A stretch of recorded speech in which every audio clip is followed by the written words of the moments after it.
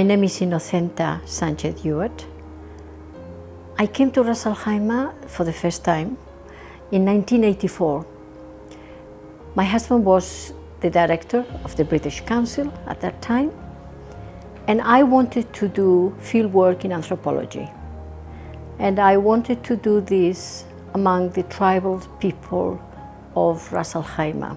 I was very lucky to find the people who guided me to a village called Sadi, and the family of the Khawater welcomed me right from the beginning.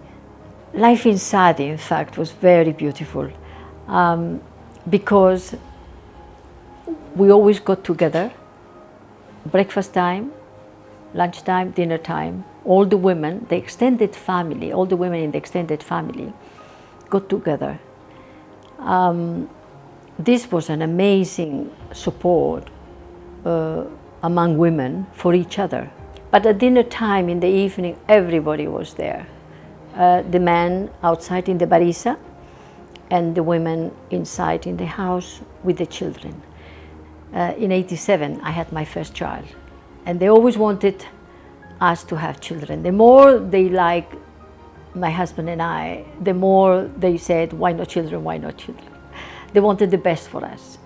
So when Edward Ibrahim arrived, they said, this is our child, because we wanted you to have a child. And they said, we want to breastfeed him and you will breastfeed our daughter.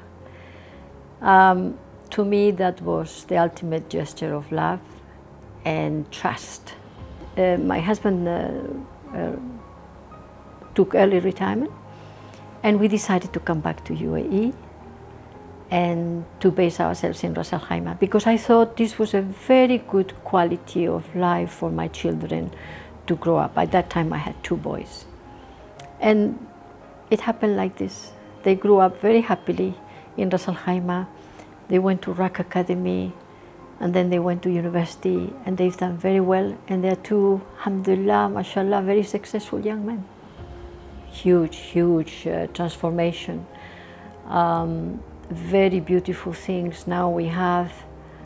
I've got my favorite places that have been made. We have caring leaders that they keep looking at which area to develop for the best for the Emirate. And I will never forget one of the speeches of His Highness said, I think it was during National Day, he said, success, you get success through love and commitment. And he's a very good example of that. And I always mention this to my teachers.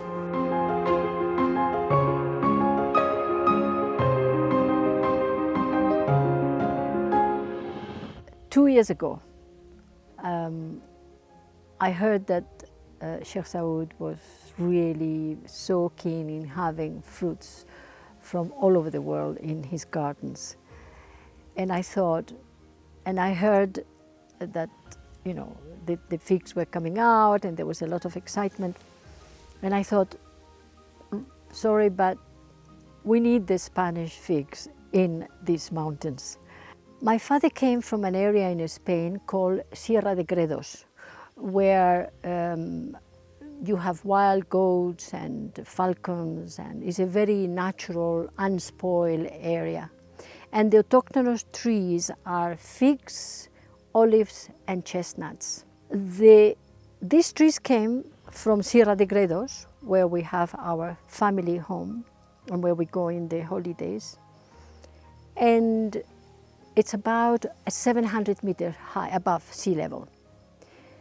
It's a very fertile soil, and I see that here in Jebel Al Sahab, it's also very fertile. It's about 1,000 meters, but they have adapted very well, because I have just observed that the female figs that have just come out, I gave you one. This is the season. At the same time, they're having this in Spain. And the male figs will come now in end of July, August. So the fruit is coming out more or less at the same time.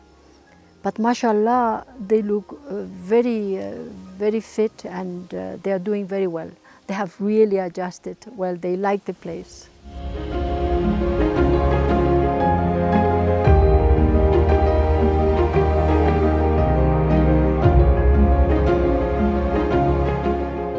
Ras Al Khaimah, we are very lucky. There are some very beautiful spots.